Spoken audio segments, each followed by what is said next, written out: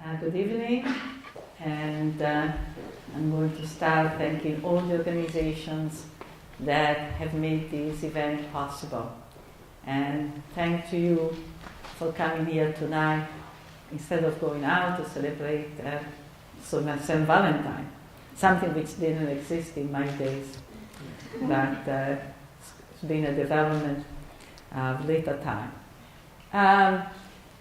Tonight, some of you may have asked, what is the relationship between wages for housework and Me Too? You know, why these two themes have been brought together. And so part of the work that I'm going to do is to try to explain, what is the rationality for combining these two important issues. And in a nutshell, what I'm going to try to demonstrate, is that speaking about wages for housework, what it meant in terms of an analysis or in terms of an organization, will help also put in perspective the Me Too movement and recognize not only its importance, but also recognize some of its limits and how we need to go beyond what I consider very limited way in which the abuses against women and the basically behavior of a number of men that have been indicted by this movement can be understood.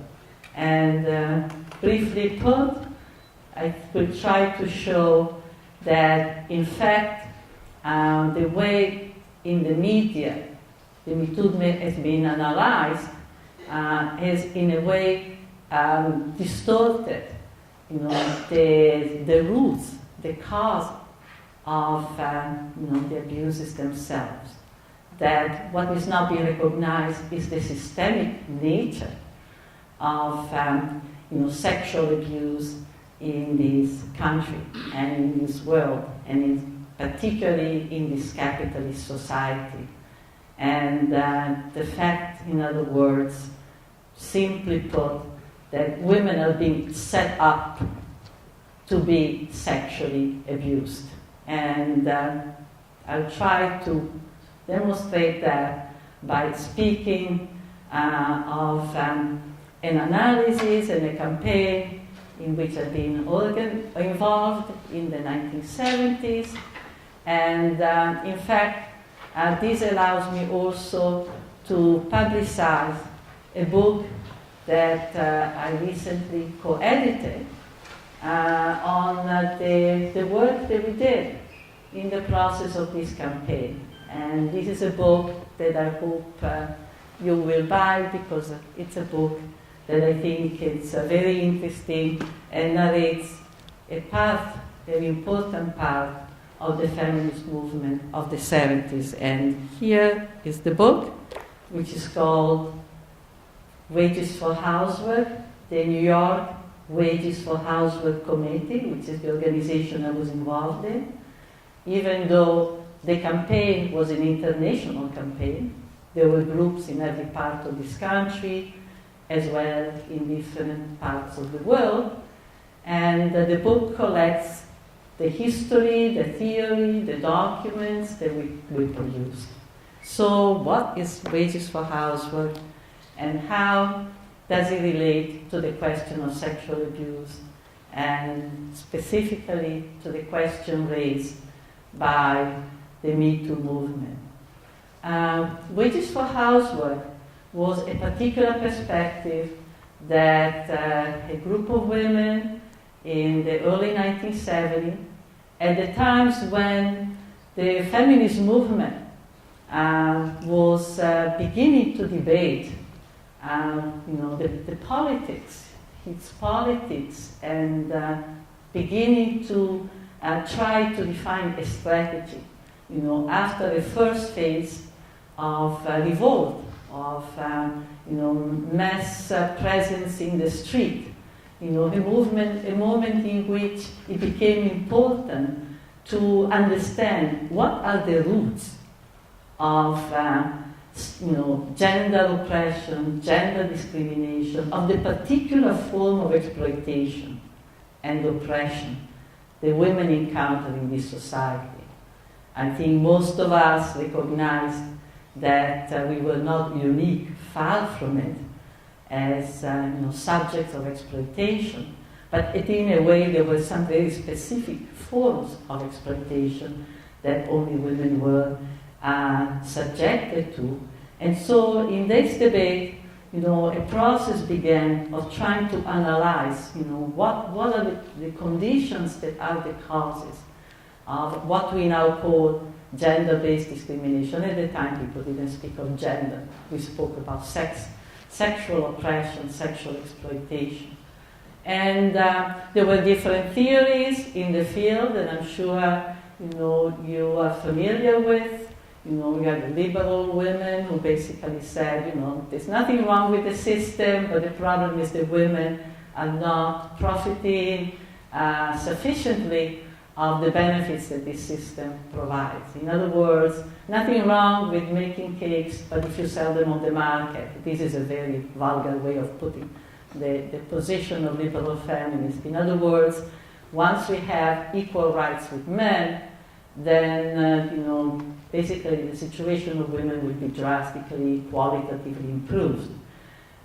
You also had, on the other hand, radical feminists who thought that their position was that women suffer from an age-old form of oppression, patriarchy, which is an oppression that traverses the centuries and the different cultures.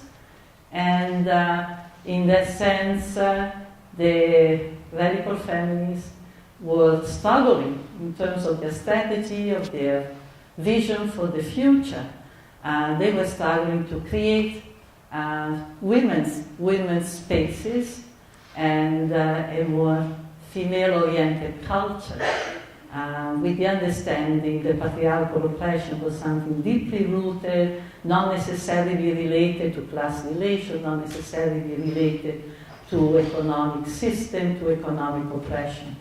You also had socialist feminists, and the socialist feminists, embraced very much the position of the founding fathers of the socialist movement, and that was that women's oppression in capitalism is related to the particular position that women occupy with regard to labor, and specifically the fact that whereas the male proletariat is present, in the crucial sites where capitalist wealth is produced. In other words, the male proletariat is the producer of capitalist wealth.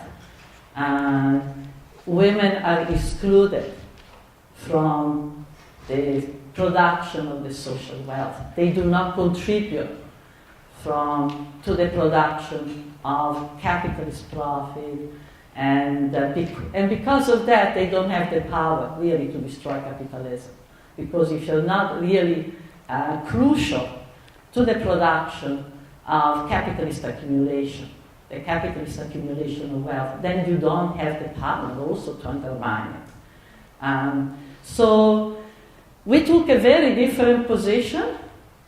We took a very different position from all three, and our analysis was that, on the contrary, the exploitation of women, the specific forms of exploitation of women in capitalist society, have been rooted in the work condition of women, definitely were related to the position that women in capitalism occupy in the organization of work, but not because they are exploited, not because they've been excluded from capital exploitation, but rather because they've been exploited in a way that has made that exploitation invisible. Our argument was that, in fact, in capitalist society, women have been the ones who have spend their time, their energy, their work, producing and reproducing, the workforce. That the fact that they were have been destined to do as one of their primary tasks, domestic work, housework, has not meant that they were excluded from social production. But on the contrary, that they have been the pillar of the capitalist organization of work. The pillar in the sense that women have produced generation after generation, the workers that have then been engaged in production for the market. In other words, we turn very much the table around the position of the socialists, which was, women have worked in the home, and that is a sphere of work relation that is outside of capital. So the position traditionally of the Marxists has been women are outside of capitalism in a way. They are still involved in kind of activities, they have a pre-capitalist character. We turned that around, we said, no, on the contrary, we are central and we are the pillar of everything else. Because without the work the women have done, generating children, raising them and reproducing people, the family, the wage laborer on a day-to-day basis. Without their work, there will be no capitalist accumulation. There will be no worker, no workforce, or there will be no profit. Because the capitalist class has been able to accumulate an immense amount of wealth out of the unpaid labor the women have done. So we have said, well, this work does not appear as work because in capitalism you have the idea that work is paid, work is wage work. The work is always attached to a wage, a kind of a social contract. I work and receive a wage. The lack of a wage has made it appear as no work, has made it invisible. And the lack of a wage has not been accidental, but has been a structural element of the reproduction of the workforce. Structural because the fact that women have done this work for no pay has meant that the capitalist class has extracted an enormous amount of unpaid labor from workers. Those of you who have read some Marx know that Marx and the whole Marxist socialist tradition attributes the profits that the capitalists have made to the fact that they do not pay the worker, the full amount of the work that the worker do. Right? They don't give them the equivalent of the products that they produce. We said actually the unpaid labor that the capitalist class extracts from workers is much, much wider, because it's labor that is taking place in millions and millions of kitchens and bedrooms, and that of course we recognize that in many cases women also work outside the home. This has been particularly true for black women, who could never rely on a secure or consistent or significant male wage. And therefore they always had to be responsible for bringing money at home. But even in their case, the question of reproductive work has always been part, of a woman's essential task in this society, always been part of the condition under which a woman will be accepted in this society. So, for many women, in fact, within the working class, the deal has been the deal that has guaranteed their survival, has been a sort of exchange between their sexual and domestic services or emotional services and the wage that the man, the husband, brought home. Right? In other words, the way the capitalist class from the beginning, and particularly starting at the turn of the 20th century. You can actually see, if you do some historical work, you can look about England and United States, you really can see the construction of the full-time housewife. It's a very, very interesting process. You know, after a period in which the capitalist class had experimented with bringing women into industry, right, in the Industrial Revolution, then they realized that could not work, because actually they face a situation by the 1850, 1860, in which they had a working class that was not reproducing itself. They were dying when they were 37, 38, and children mortality was rampant. And this was the period when, in capitalism, they were trying to shift from textile industry to coal, carbon, coal, train, steel. So they needed a different type of worker, and you can actually see there is an active construction.